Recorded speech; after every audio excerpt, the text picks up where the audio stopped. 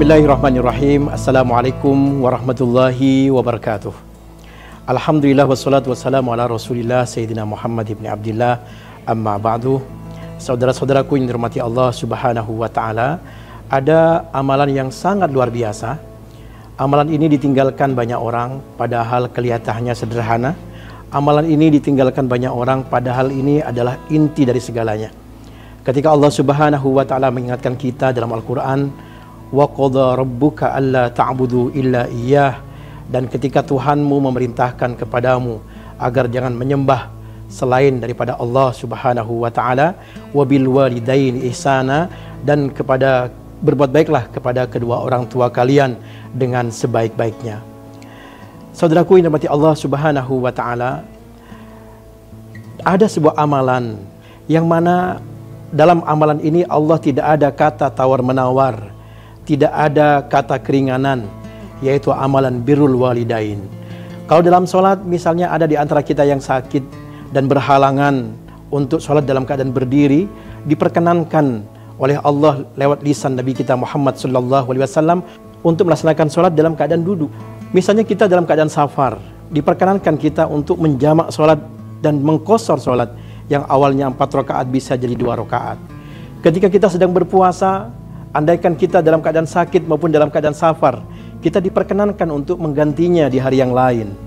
Dalam zakat misalnya, tu'khadhu min aghniyaihim, dalam zakat sudah jelas rukhsahnya, atau bisa diambil daripada orang-orang yang kaya di antara mereka. Tu'khadhu min aghniyaihim, diambil dari antara orang-orang yang kaya dari mereka. Jadi orang yang belum diberi kemampuan oleh Allah dalam rezekinya, yang tidak diberikan rezeki yang banyak oleh Allah, dalam hal ini diperkenankan untuk tidak mengeluarkan zakat. Dalam haji misalnya, diwajibkan bagi yang mampu. Bagi yang belum diberi kemampuan oleh Allah, diperkenankan untuk tidak melaksanakan ibadah haji. Begitulah saudara-saudaraku, amalan-amalan yang ada bisa ada rukhsah dari Allah Subhanahu wa taala, tapi ada amalan yang tidak ada kata tawar-menawar, tidak ada keringanan, yaitu birrul walidain. Ada di antara sahabat-sahabat yang bercerita kepada kami bahwa kehidupannya susah, kehidupannya tidak tenang, padahal Masya Allah hartanya berlimpah. Ada di antara mereka yang merasa tidak bahagia karena hajatnya belum juga tiba. Kita sampaikan, barangkali bagaimana hubungan kita dengan orang tua kita? Kapan terakhir kita berjumpa dengan orang tua kita? Bagaimana rumah tempat ibu dan bapak kita? Bagaimana makanan ibu dan bapak kita? Bagaimana siapa yang jaga bapak dan ibu kita? Kapan terakhir kita berkomunikasi dengan bapak dan ibu kita?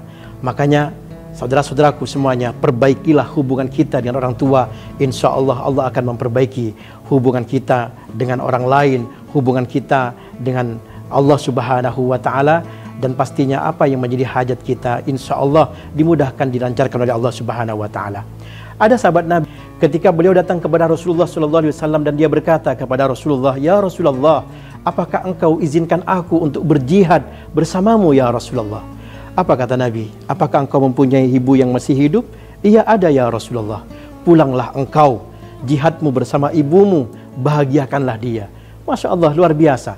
Ada sebuah kisah yang diceritakan oleh para ulama kita dan bisa kita cek di buku-buku sejarah. Ketika Nabi SAW berkata kepada Umar bin Khattab dan sahabat-sahabatnya, Nabi berkata, "Wahai Umar, ada hamba Allah, ada seorang anak muda yang soleh, ya, ada seorang anak muda yang soleh, di mana kalau anak muda ini berdoa kepada Allah, Allah tidak akan menolak doanya.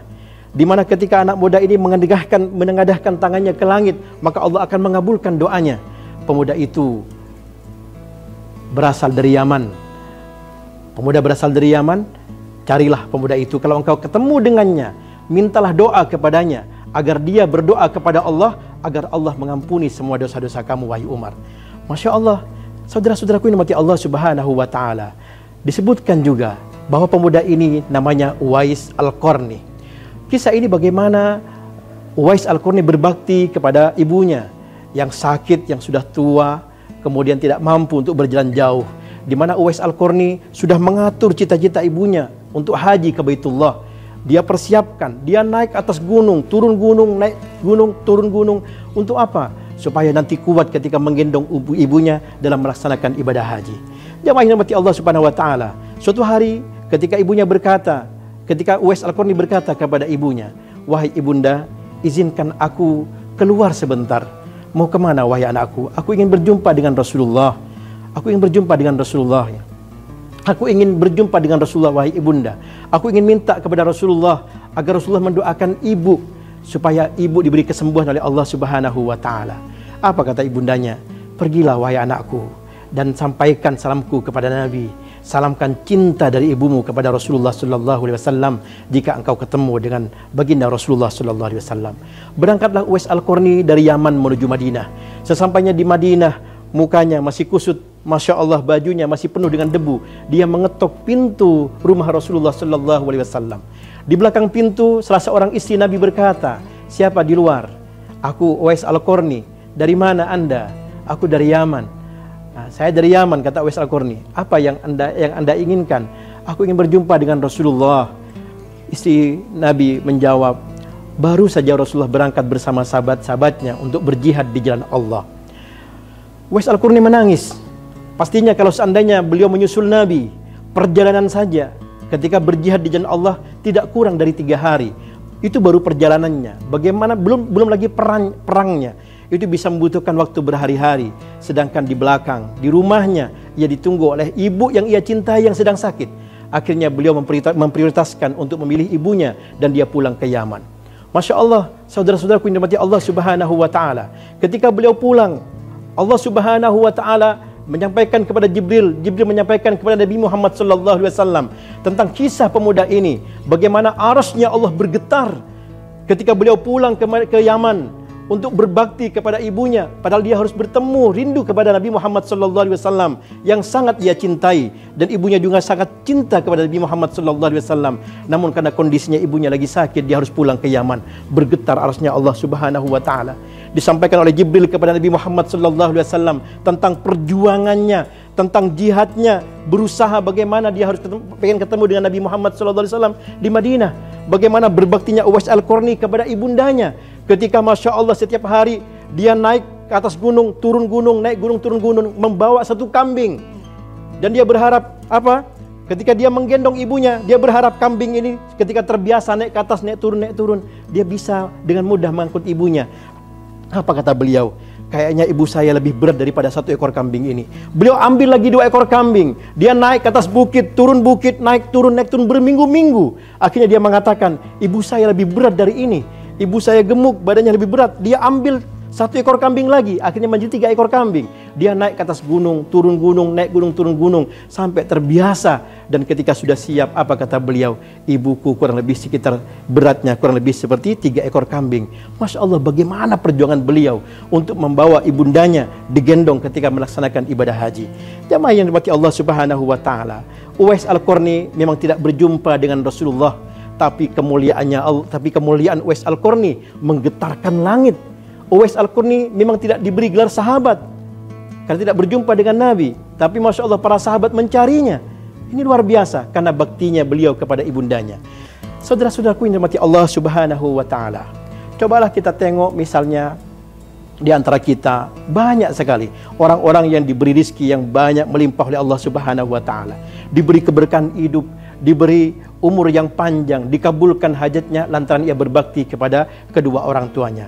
Dan juga banyak, jangan pernah bermimpi orang yang durhaka kepada ibunya, orang yang tidak berbakti kepada orang tuanya, dia akan bermimpi menjadi hidupnya mendapatkan hidup yang senang, dia akan mendapatkan kebahagiaan.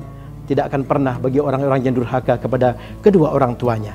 Saudara-saudaraku yang dirahmati Allah Subhanahu wa taala, sehingga Nabi kita Muhammad sallallahu alaihi wasallam pernah bersabda, "Ridallah fi ridal walidain." Keridhaan Allah terletak pada keridhaan orang tua, wa sakhutullah fi sakhutil walidain, dan kemurkaan Allah berada pada kemurkaan orang tua. Dan ini juga menjadi nasihat bagi kita, saudara-saudara sekalian yang kami muliakan. Ketika Nabi bersabda, "Birru aba'akum." Hai kalian, kata Nabi, "Birru aba'akum." Berbaktilah kalian kepada kedua orang tua kalian. Tabirrukum abnaukum, maka anak-anak kalian juga akan berbakti kelak kepada kalian. Masya Allah, hadis riwayat Imam At-Tabrani. Saudara-saudaraku yang dirahmati Allah Subhanahu wa taala, dikisahkan seorang imam yang luar biasa, kewaliannya, kewaraannya, ibadahnya luar biasa. Namanya Al-Imam Muhammad bin Al-Munkadir. Setiap malam dia berdoa kepada Allah, bermunajat kepada Allah dari malam sampai pagi, berdoa kepada Allah. Namun apa yang terjadi? Ketika beliau melihat ibunya lewat dan dilihat ibunya dalam keadaan letih, beliau samperin ibunya, kemudian dipijit kakinya sampai tidur terlelap. Apa kata beliau? Ini kata beliau, berbakti kepada ibunya lebih afdal daripada rakaat-rakaat yang beliau lakukan di malam hari. Masya Allah. Saudara-saudaraku yang dirahmati Allah, maka beruntunglah yang masih punya orang tua. Bersyukur kepada Allah, berbaktilah kepada mereka.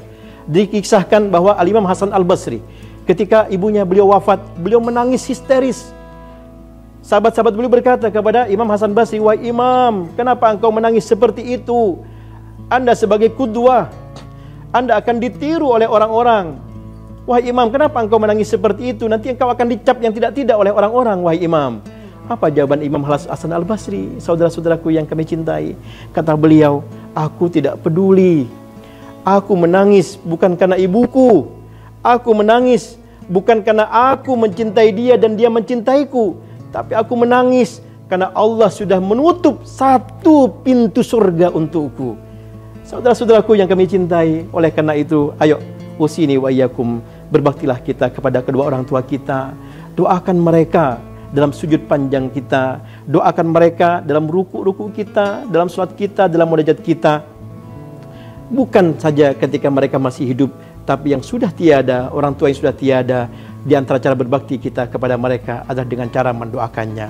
Doa terbaik buat mereka, insya Allah apa yang menjadi hajat kita semuanya, ketika kita berbakti kepada kedua orang tua, Allah akan mudahkan dan Allah akan lancarkan. Jazakumullah khairan katsira. Wassalamualaikum warahmatullahi wabarakatuh.